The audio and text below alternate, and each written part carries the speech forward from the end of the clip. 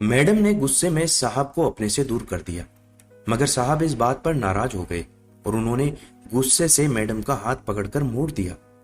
मैं यह सब देखकर हैरान रह गई थी।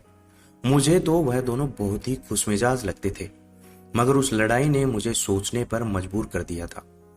मेरी तरह बाकी सब भी हैरान हो रहे थे।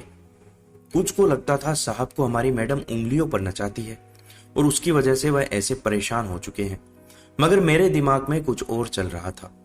मुझे सब ठीक नहीं लग रहा था। मैंने मैडम से बात करने का सोचा, मगर मुझे वही मौका ही तो नहीं मिलता था।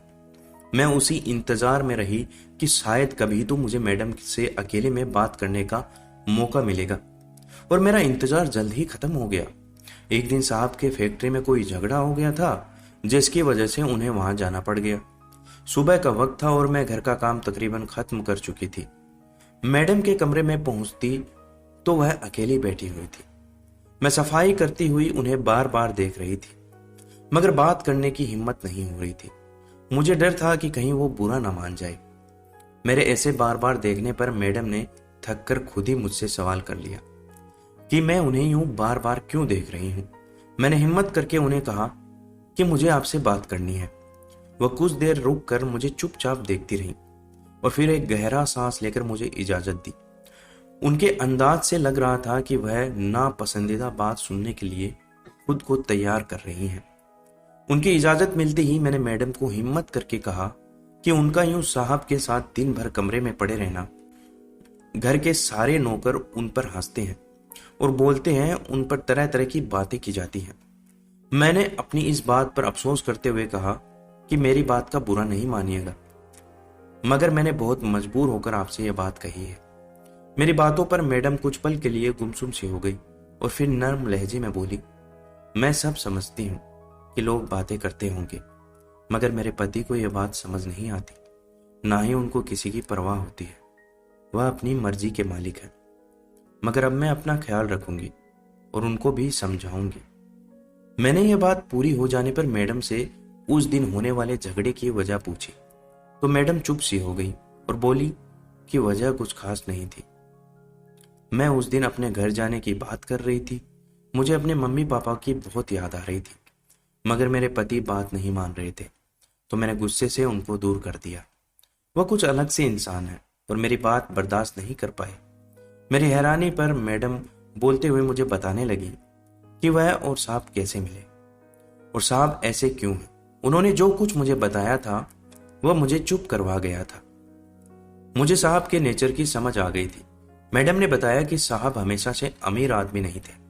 उन्होंने खुद मेहनत करके ये सारा कारोबार और पैसा पूरी लगन से बनाया है, और इस कड़ी मेहनत में वह अपना आप भी भूल गए थे।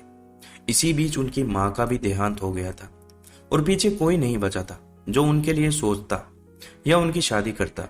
रिश्तेदारों ने पहले ही उनका साथ छोड़ दिया था, जिसकी वजह से वह तन्हाई का शिकार हो गए थे, और यह बात उन्हें अंदर ही अंदर घायल कर गई।